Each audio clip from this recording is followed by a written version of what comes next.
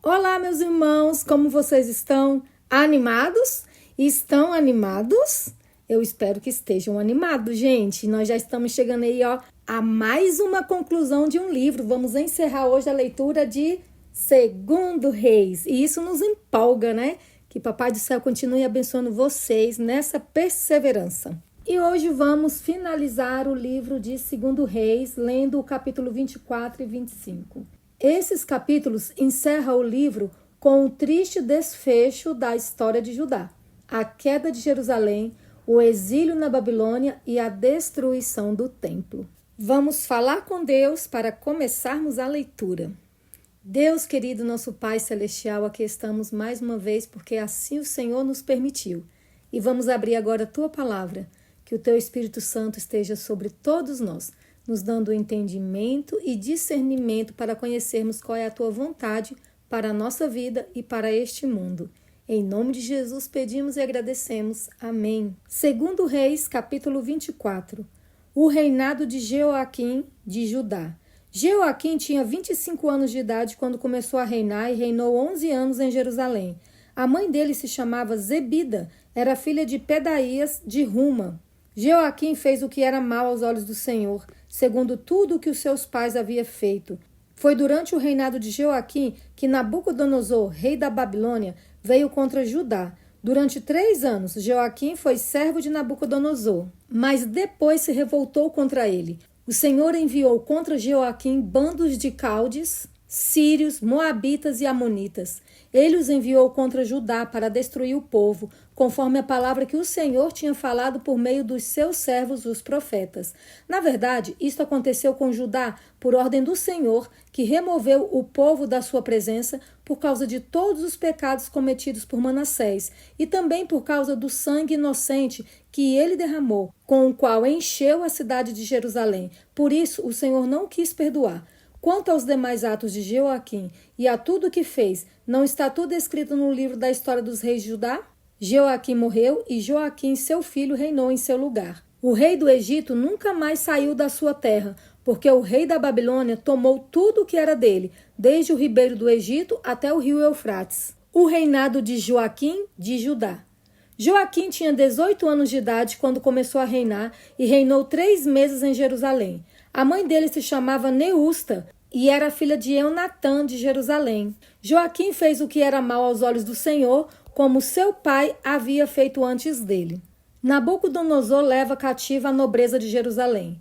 Naquele tempo, os servos de Nabucodonosor, rei da Babilônia, subiram a Jerusalém e a cidade foi cercada. Nabucodonosor, rei da Babilônia, veio à cidade quando os seus servos a sitiavam. Então Joaquim, rei de Judá, acompanhado de sua mãe, seus servos, seus príncipes e seus oficiais, se entregou ao rei da Babilônia. E o rei da Babilônia, no 8º ano do seu reinado, o levou cativo. Levou dali todos os tesouros da casa do Senhor e os tesouros do palácio real. E conforme o Senhor tinha dito, cortou em pedaços todos os utensílios de ouro que Salomão, rei de Israel, tinha feito para o templo do Senhor.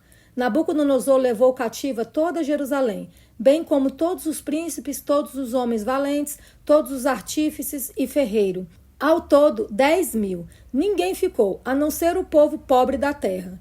Levou cativos de Jerusalém para a Babilônia o rei Joaquim, a mãe do rei, as mulheres destes, seus oficiais e os homens principais da terra. O rei da Babilônia levou cativos para a Babilônia todos os homens valentes em números de 7.000 e ainda 1.000 artífices e ferreiros, todos eles treinados para a guerra. O rei da Babilônia constituiu o rei em lugar de Joaquim, o tio paterno deste, Matanias, e mudou o nome dele para Zedequias. O reinado de Zedequias de Judá. Zedequias tinha 21 anos de idade quando começou a reinar e reinou 11 anos em Jerusalém. A mãe dele se chamava Amutal e era filha de Jeremias de Líbna. Zedequias fez o que era mal aos olhos do Senhor, segundo tudo o que Joaquim havia feito. A queda de Jerusalém. Foi por causa da ira do Senhor contra Jerusalém e contra Judá que isto aconteceu, a ponto de os rejeitar de sua presença. Zedequias rebelou-se contra o rei da Babilônia. Aconteceu que, No 9º ano do reinado de Zedequias, aos 10 dias do 10º mês, Nabucodonosor, rei da Babilônia, veio contra Jerusalém. Ele e todo o seu exército sitiaram a cidade e construíram rampas de ataque ao redor dela. A cidade ficou sitiada até o 11º ano do reinado de Zedequias. Aos 9 dias do 4º mês, quando a cidade se via apertada pela fome e não havia pão para o povo da terra, a cidade foi arrombada. Embora os caldeus estivessem em volta da cidade, todos os homens de guerra fugiram de noite pelo caminho do portão que fica entre as duas muralhas, perto do jardim do rei. Fugiram na direção do Vale do Jordão, mas o exército dos caldeus perseguiu o rei Zedequias e o alcançou nas campinas de Jericó, e todo o exército deste se dispersou e o abandonou. Então Zedequias foi preso e levado ao rei da Babilônia, em Ribla, o qual lhe pronunciou a sentença. Mataram os filhos de Zedequias na frente dele, e então lhe furaram os olhos, amarraram-no com correntes de bronze e o levaram para a Babilônia. O cativeiro de Judá.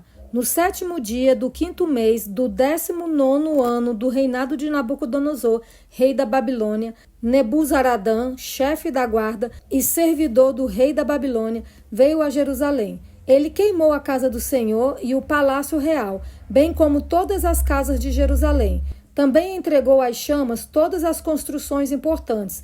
Todo o exército dos caldeus que estava com o chefe da guarda derrubou as muralhas ao redor de Jerusalém. Nebuzaradã, o chefe da guarda, levou cativos o resto do povo que havia ficado na cidade, os desertores que se entregaram ao rei da Babilônia e o restante da população. Porém, o chefe da guarda deixou alguns dos mais pobres da terra para serem vinhateiros e lavradores. Os caldeus cortaram em pedaços as colunas de bronze que estavam na casa do Senhor, bem como os suportes e o mar de bronze que estavam na casa do Senhor, e levaram o bronze para a Babilônia. Levaram também as panelas, as pás, os apagadores, os recipientes de incenso e todos os utensílios de bronze com que se ministrava. O chefe da guarda levou também os braseiros, as bacias e tudo o que fosse de ouro ou de prata.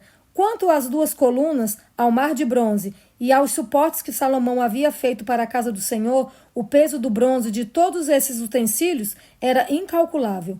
A altura de uma coluna era de 8 metros e sobre ela havia um capitel de bronze de 1,30 metro de altura. A obra de rede e as romãs sobre o capitel ao redor, tudo era de bronze. Semelhante a esta era a outra coluna com a rede. O chefe da guarda também levou cativos Seraías, sumo sacerdote, Sofonias, segundo sacerdote, e os 3 guardas da porta. Da cidade ele levou um oficial, que era comandante das tropas de guerra, e 5 dos conselheiros do rei, que ainda estavam na cidade, bem como o escrivão-chefe do exército, que alistava o povo da terra, e 60 homens do povo do lugar, que estavam na cidade. Nebuzaradã, o chefe da guarda, levou-os ao rei da Babilônia em Ribla.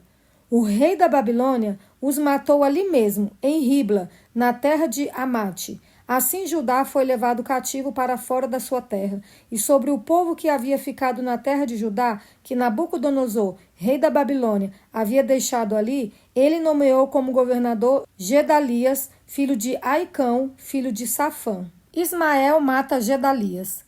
Quando os capitães dos exércitos, eles e os seus soldados, ouviram que o rei da Babilônia havia nomeado Gedalias como governador, foram falar com ele em Mispa. Esses capitães eram Ismael, filho de Netanias, Joanã, filho de Careá, Seraías, filho de Tanumete, o Netofatita, e Jazanias, filho do Maacatita. Com eles estavam os seus soldados. Gedalias jurou a esses capitães e aos seus soldados, dizendo: Vocês não precisam ter medo dos oficiais dos caldeus. Fiquem na terra, sirvam o rei da Babilônia, e tudo irá bem com vocês. Porém, no 7º mês, Ismael, filho de Netanias, filho de Elisama, que era da família real, foi até Mispa com 10 homens. Eles atacaram Gedalias e o mataram. Também mataram os judeus e os caldeus que estavam com ele em Mispa. Então todo o povo, desde o menor até o maior, junto com os capitães das tropas, se levantaram e foram para o Egito, porque tinham medo dos caldeus. Joaquim é libertado da prisão. No 37º ano do cativeiro de Joaquim, rei de Judá, no dia 27 do 12º mês, Evil-Merodach, rei da Babilônia, no ano em que começou a reinar, libertou do cárcere Joaquim, rei de Judá. Falou com ele de modo bondoso e lhe deu um lugar de mais honra do que a dos reis que estavam com ele na Babilônia. Permitiu que ele deixasse de usar as roupas de prisioneiro e Joaquim passou a comer na presença dele todos os dias da sua vida. E da parte do rei lhe foi dada subsistência vitalícia, uma pensão diária durante todos os dias da sua vida. Esta foi a leitura de hoje. Como vimos, quando a paciência de Deus é ignorada por tempo demais, o juízo chega e leva com ele tudo o que foi desprezado por tanto tempo. Mesmo no fim mais sombrio, Deus deixa um sinal de esperança, porque sua aliança e misericórdia não terminam com a destruição. Que as misericórdias do Senhor continuem sobre nós. Deus abençoe a todos e nos encontramos amanhã.